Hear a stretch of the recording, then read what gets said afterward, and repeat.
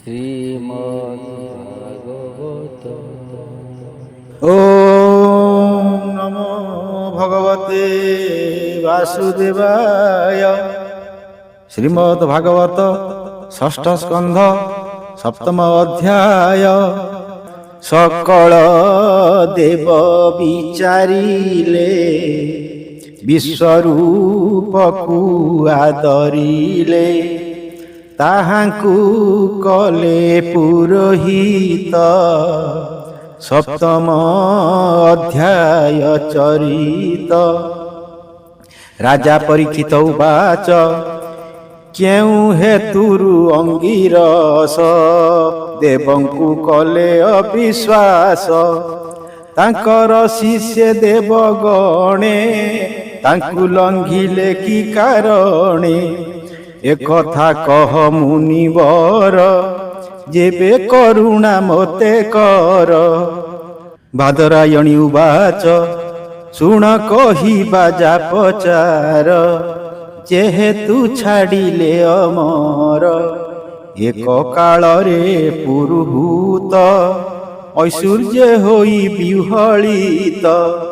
ନିରତେ ଅସତ ମାର୍ଗରେ ପ୍ରବୃତ ହେଲେ ସେ ଗର୍ବରେ। ପବନ ବସୁ ରୁଦ୍ରଗଣ ଆଦିତ୍ୟ ଯେତେରୁ ଭୂପୁଣ। ବିଶ୍ୱେ ଦେବା ସାଧ୍ୟ ସହିତେ ଅଶ୍ୱିନୀ କୁମାର ସಮೇତେ। ସିଦ୍ଧ ଗନ୍ଧର୍ବ ଯେ ଚାରଣ ବ୍ରହ୍ମବାଦୀ ଯେ ମୁନିଗଣ। କିନ୍ନର ବିଦ୍ୟାଧର ଗଣ ସେବିତ ଅପସରାମାନ। ପତଙ୍ଗ ଉରଗ ଯେ ଆଦି ସେବନ୍ତି ଯେ ଯାହା ପ୍ରସିଦ୍ଧି। ସ୍ତୁତି କରନ୍ତି ବନ୍ଦୀଗଣ ଆସ୍ଥାନେ ବସି ମଘବାନ। ଲଳିତେ କେହୁ ଗୀତ ଗାଇ ଚାମର ଧରି କେ ବିଞ୍ଚଇ। ଚନ୍ଦ୍ରମଣ୍ଡଳ ପ୍ରାୟ ହୋଇ ଶ୍ଵେତ ଛତ୍ର ଯେ ଶୋଭା ପାଇ। ଅନ୍ୟ ଯେ ପାରିଷଦଗଣ ବିଞ୍ଚନ୍ତି ଘେନିଣ ବ୍ୟଜନ।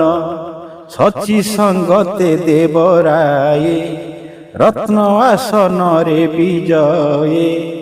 ହେମନ୍ତ ସମୟେ ରାଜନ କହିବା ଶୁଣ ଏକ ମନ।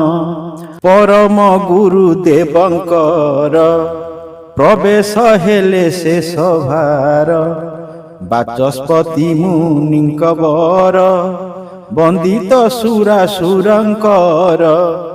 ହେମନ୍ତ ମୁନି କି ଦେଖିଲେ ଇନ୍ଦ୍ର ଆସନୁ ନ ଉଠିଲେ। ସେଠାରୁ ଶୀଘ୍ରେ ଆଙ୍ଗିରସ ମୌନେ ମନ୍ଦିରେ ପ୍ରବେଶ। ଶ୍ରୀମଦ୍ ଇନ୍ଦ୍ରର ବିକ୍ରିୟା ମନେ ଜାଣିଲେ ମୁନି ଏହା। ତାହାଙ୍କ ବିନୁ କେ ପଣ୍ଡିତ ସ୍ୱର୍ଗ ରକ୍ଷଣେ ସମରଥ। ତକ୍ଷଣେ ଇନ୍ଦ୍ର ଜାଣି କରି ଗୁରୁ ଅପରାଧ ବିଚାରି। ଆତ୍ମାକୁ ଇନ୍ଦ୍ର ନିନ୍ଦା କଲା ଅନେକ ସନ୍ତାପ ପାଇଲା। ବଡ଼ ସାଧୁ କଣ କଲି ମୁଁ ଅଳ୍ପ ବୁଦ୍ଧି କି ପାଇଲି। ଅଜ୍ଞାନ ଐଶ୍ୱର୍ଯ୍ୟ ମଦରେ ଗୁରୁ ନିନ୍ଦିଲି ମୁଁ ସଭାରେ। ମୁଁ ଦେବମାନଙ୍କ ଈଶ୍ୱର କଲି ଅସୁରଙ୍କ ବ୍ୟବହାର। ଯେ ମହାରାଜ ଚିହ୍ନ ବହି ମନରେ ମତ ଗର୍ବ ବହି। ଧର୍ମଧରତା ଯେଉଁମାନେ ସାଧୁ ପଣ୍ଡିତ ଯେତେ ଜନେ। ତାହାଙ୍କୁ ଦେଖି ନ ଉଠନ୍ତି ସେମାନେ ଧର୍ମ ନ ଜାଣନ୍ତି। କୁପଥ ଦେଖାନ୍ତି ଯେ ଜନ ନରକେ ପଡ଼ନ୍ତି ବହନ। ତାହାଙ୍କ ବୋଲ ଯେ କରନ୍ତି ପାଷାଣ ଭେଳା ବୋରନ୍ତି। ସ୍ୱଭାବେ ଗରୁ ଯେ ପାଷାଣ ତାହାର ଆଶ୍ରୟେ ମରଣ। ଏବେ ଅମର ଗଣଙ୍କର ଆଚାର୍ଯ୍ୟ ଅଗାଧ ବୁଦ୍ଧିର ମୁମୂଢ଼ ସେହି ବ୍ରାହ୍ମଣର ପୟରେ ମଣ୍ଡି ବିମୋଷୀର ତାହାଙ୍କୁ କରାଇ ପ୍ରସନ୍ନ ଦୁଃଖ ମୋହଇବ ଦହନ ଏମନ୍ତ ଚିନ୍ତା ମନେ କରି ଗୁରୁ ଭୁବନେ ଆଗସରି ଗୁରୁ ତା ଆଗମନ ଦେଖି ଗୃହକୁ ଗଲେ ସେ ଉପେକ୍ଷି ଗୁରୁ ଦର୍ଶନ ନ ପାଇ ଭୟ ଶୋକରେ ଯୁକ୍ତ ହୋଇ ଆତ୍ମାର ଅକୁଶଳ ଜାଣି ଚିନ୍ତିତ ହେଲେ ବଜ୍ରପାଣି ଏହା ଶୁଣି ଅସୁରମାନେ ଶୁକ୍ରମନ୍ତ୍ରୀଙ୍କର ବଚନେ ଦେବଙ୍କ ନାଶ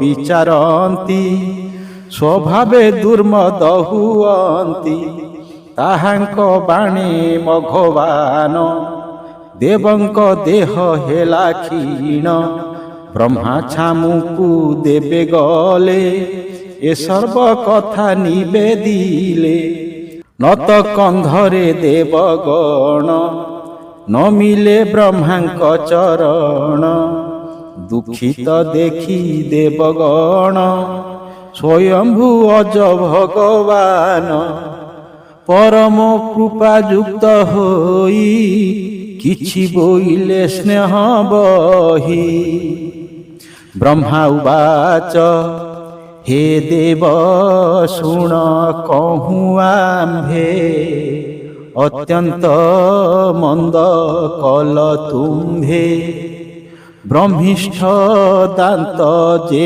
ब्राह्मण ताहांकु कल अपमान तुम्भंकु से पाप कारणे जिणिले तेणु शत्रुगणे तुम्भंकु न जीणंती बादे एबे जिणिले अप्रमादे हे इंद्र शुण सावधाने गुरुंकु लंघिल ज्ञाने आचार्य भजी दैत्यगण मणे लभिबे मो भुवन शुक्रंकु आराधी असुरे ऐश्वर्य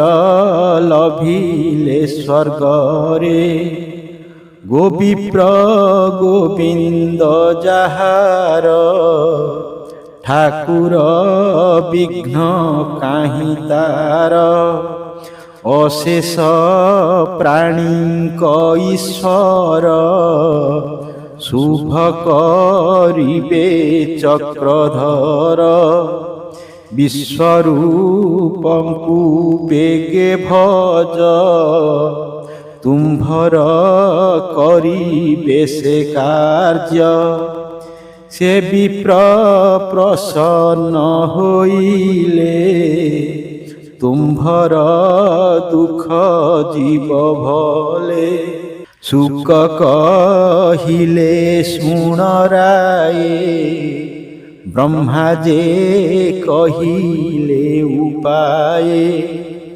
शुणी देवताए हरस ब्रह्मारे होइले विश्वास ऋषिंक ठापकु से गले हरसे आलिंगन कले ए अनंतरे दुष्ट होई देवे कहिले कथाएहि देवा उवाच आम्भे अतिथि हेलु जहूँ तुम्भ आश्रमे शुभ हेउ पितृमानंक कार्य पूर्ण कर ए यथोचित धर्म उत्तम पुत्रंकर धर्म जे पितृगण शुश्रूषण ଗୃହସ୍ଥ ଜନକ ଏ ଧର୍ମ ଅଧିକ ବ୍ରହ୍ମଚାରୀ କର୍ମ। ଆଚାର୍ଯ୍ୟ ବ୍ରହ୍ମାର ମୂରତି ପିତା ପ୍ରତ୍ୟକ୍ଷେ ପ୍ରଜାପତି। ଭ୍ରାତା ଯେ ମୂରତି ଇନ୍ଦ୍ରର ମାତା ସାକ୍ଷାତେ ପୃଥିବୀର। ଭଗିନୀ ଦୟାର ମୂରତି ଧର୍ମର ମୂରତି ଅତିଥି। ଅଗ୍ନି ମୂରତି ଅଭ୍ୟାଗତ ଆତ୍ମାର ମୂର୍ତ୍ତି ସର୍ବଭୂତ। ଶତ୍ରୁ ସକାଶୁ ପରାଭବ ଯେଣେ ପିତାଙ୍କ ଆବିର୍ଭାବ। ଏହି କାରଣ ମୁନିବର ତପସ୍ୟା ସାଧି ଦୂର କର। ଗୁରୁ ଉପାଧ୍ୟାୟ ବ୍ରାହ୍ମଣ ବ୍ରହ୍ମିଷ୍ଠ ଯେତେ ତୁମ୍ଭ ଗୁଣ। ତୁମ୍ଭଙ୍କୁ କଲୁ ପୁରୋହିତ ଶତ୍ରୁଙ୍କୁ ଜିଣିବୁ ତୁରିତ। କାର୍ଯ୍ୟର ପ୍ରୟୋଜନ ପାଇଁ କନିଷ୍ଠ ପୂଜା ନିନ୍ଦ୍ୟ ନୋହି। ବୟସେ ହେଲେ କନିଷ୍ଠ ଜ୍ଞାନରେ ଅଟ ତୁମ୍ଭେ ଜ୍ୟେଷ୍ଠ। ଶ୍ରୀଶୁକ ଉବାଚ ତାହାଙ୍କୁ ପୁରୋହିତ ପଣେ ବରଣ କଲେ ଦେବଗଣେ। ମୁନି ବିଶ୍ୱରୂପ ହସିଲେ ଦେବତା ମାନଙ୍କୁ ବୋଇଲେ। ବିଶ୍ୱରୂପ ଉବାଚ ଭୋ ଦେବ ଗଣେ କହୁଁ ଶୁଣ। ଆଚାର୍ଯ୍ୟ କାର୍ଯ୍ୟ ଦୋଷ ପୂର୍ଣ୍ଣ।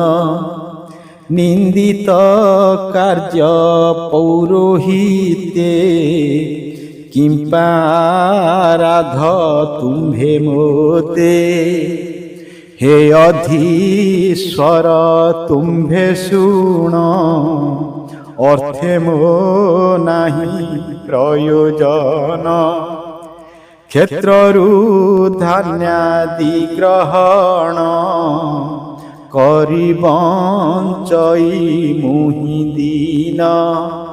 କିମ୍ପାଇଁ ତୁଚ୍ଛ ବୁଦ୍ଧି କରି ପୁରୋହିତ ପଣ ଆଚରି। ଅଜ୍ଞାନୀ ଲୋକ ଏହି କର୍ମ ପାଇ ହୁଅନ୍ତି ମହାପ୍ରେମ।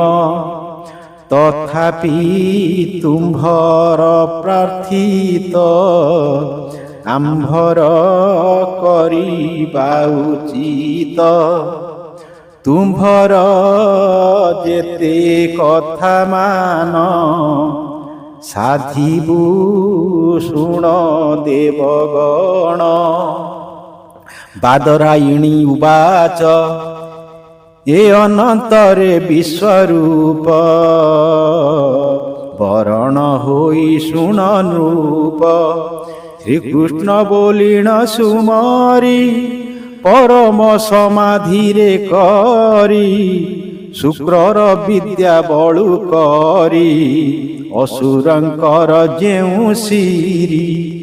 ନିଶ୍ଚୟ କରିଥିଲେ ନାଶ ଶୁଣ ରାଜନ ଇତିହାସ। ବୈଷ୍ଣବୀ ବିଦ୍ୟା ବୋଲି ଯାହା ଇନ୍ଦ୍ରକୁ ଆଣିଦେଲେ ତାହା। ସେ ବିଦ୍ୟା ପ୍ରଭାବରୁ ଇନ୍ଦ୍ର ଜିଣିଲା ଯେ ଦାନବ ବୃନ୍ଦ। ମହତ ବିଶ୍ୱରୂପ ଧୀର ଦେଲେ ଇନ୍ଦ୍ରଙ୍କୁ ବିଦ୍ୟାସାର। ଇନ୍ଦ୍ରର ଗୁରୁ ଦ୍ରୋହ ଦୋଷ କହିଲା ଜଗନ୍ନାଥ ଦାସ। ଇତି ଶ୍ରୀମଦ୍ ଭାଗବତେ ମହାପୁରାଣେ ପାରମହଂସ୍ୟା ସଂହିତାୟାଂ ଷଷ୍ଠ ସ୍କନ୍ଧେ ବିଶ୍ୱରୂପୋପାଖ୍ୟାନଂ ନାମ ସପ୍ତମୋ ଅଧ୍ୟାୟ। ଓಂ ନମୋ ଭଗବତେ ବାସୁଦେବାୟ।